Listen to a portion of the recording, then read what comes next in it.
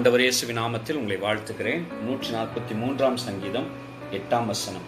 அதிகாலையில் உமது கிருபையை கேட்க பண்ணும், உம்மை நம்பி இருக்கிறேன், நான் நடக்க வேண்டிய வழியை எனக்கு காண்பியும்.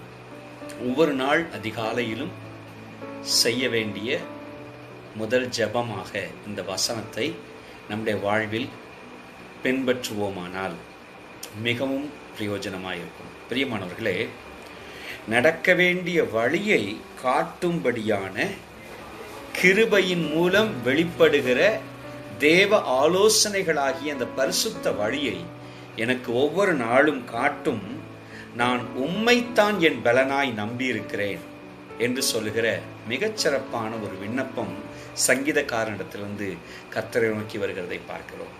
நம்மையும் ஒப்புக் கொடுப்போம்.